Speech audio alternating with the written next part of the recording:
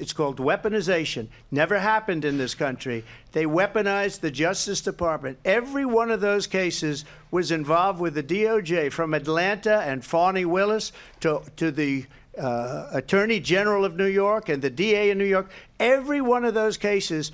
And then they say, oh, he's a criminal. They're the ones that made them go after me.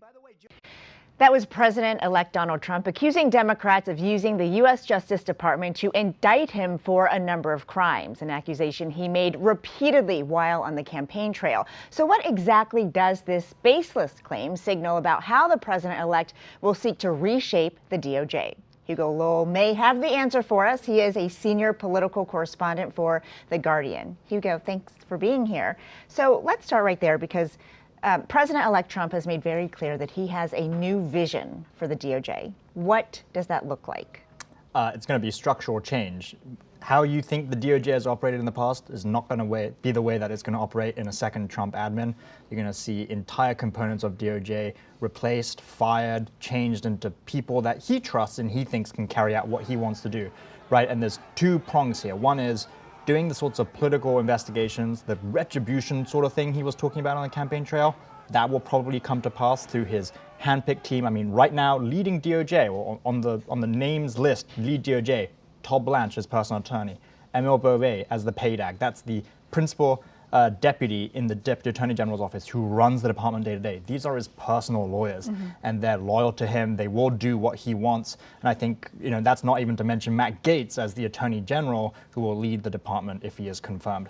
But second of all, they also want a clear shot, because I think they see a lot of line attorneys who they see as too institutional or too swampy, as Trump would say, and they want to install people who will actually carry out the agenda.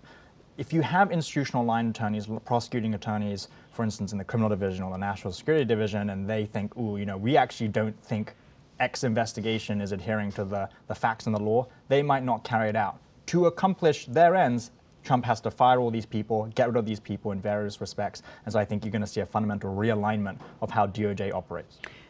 There is a lot to unpack there, and I'm glad you brought all of it up. But I do want to go back to the former Congressman Matt Gaetz being tapped to head this effort. Take me inside Trump world. Do they think he's going to be confirmed, or is there a concern that he may not be? I think the consensus right now is let's wait and see. I think on balance, they think he probably will make it. There's, four kind of controversial candidates for various jobs, whether it's RFK Jr., whether it's Matt Gaetz, whether it's Tulsi Gabbard, whether it's Pete Hegseth for the SecDef job. But they think Matt Gaetz probably is the easiest to get over the finish line, and that's for a number of reasons. Number one, they think the sexual kind of harassment claims and the stuff that has permeated through the House of Representatives when he was serving as a member has been around for a long time. They think this is nothing new. They can convince people to get over it.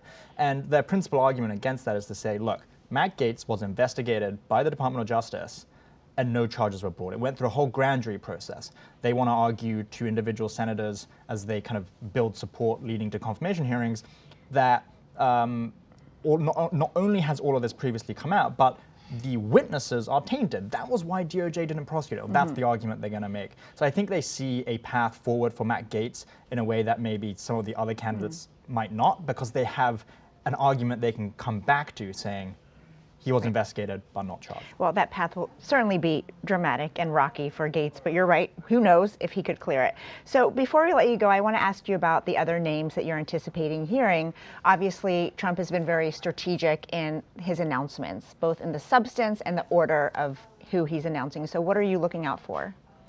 Look, there are a number of roles that Trump really cares about. That's the Attorney General, that's FBI Director, CIA Director, and that's basically it. I mean, the rest of the positions, he focuses on, but those are his main picks. We've already got an Attorney General pick. We've already got a CIA Director pick. So FBI Director, that's going to be the big one. The kinds of names that are being floated there by the Trump kind of OG, the real MAGA crowd from 2016, is Kash Patel. And I think a lot of people were thinking about Kash and talking about Kash as a bit of a joke appointment, or a bit of a name that was just being thrown around.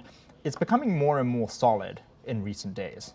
And I think that is also because the team that is pushing, or the factions that are pushing Kash Patel, have so far been successful in getting other people into big posts. For instance, like Todd Blanchard, Emil Beauvais, and Matt Gaetz. It's all the same faction in Trump world. It's the team that was with Trump in 2016.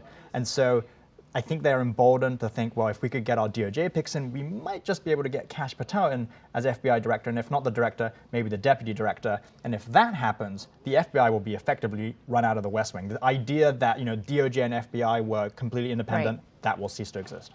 Well, we will see how that ages the next time we have you on. Thank you so much, Hugo.